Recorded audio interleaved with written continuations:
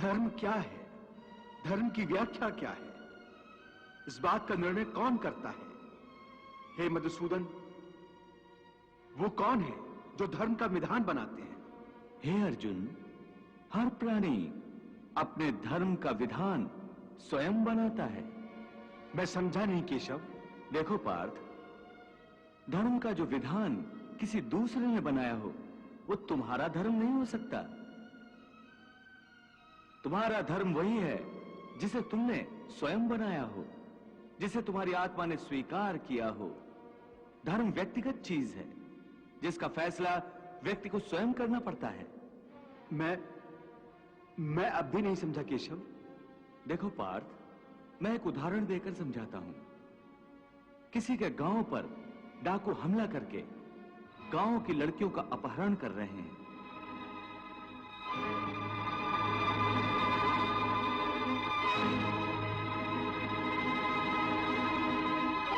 उसी समय किसी का पिता मृत्युशैया पर पड़ा जीवन की अंतिम सांस ले रहा है और पुत्र से बार बार पानी का एक एक घूंट मांग रहा है।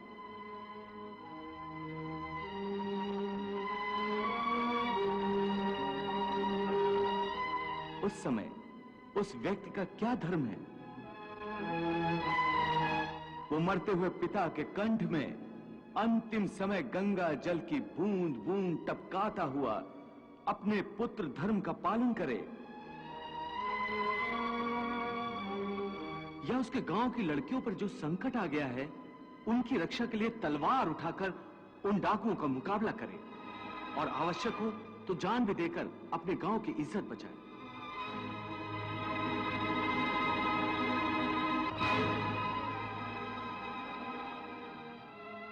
इसका निर्णय कोई दूसरा कैसे कर सकता है?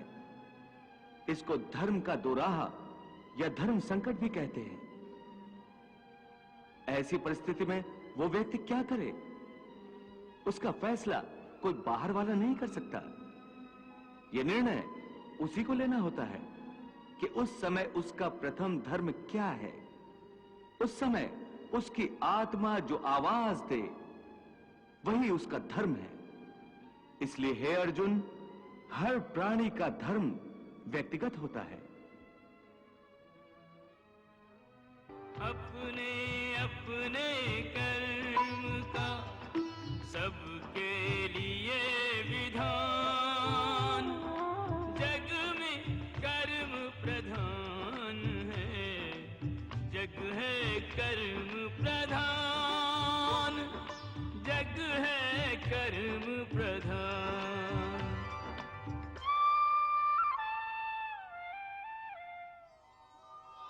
हे पार्थ, मैंने यहां तक जीवन मृत्यु की वास्तविकता बताई है कि केवल शरीर ही नश्वर है, आत्मा अनंत और अनश्वर है जो शरीर के मारे जाने पर भी नहीं मरती है।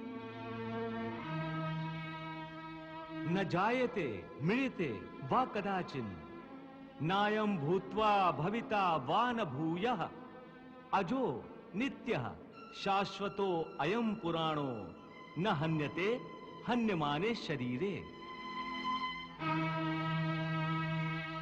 जो इस आत्मा को मरने वाला समझता है या जो इसे मारने वाला समझता है, वो दोनों ही अज्ञानी हैं, क्योंकि आत्मा न तो किसी को मारता है और न किसी के द्वारा मारा जा सकता है।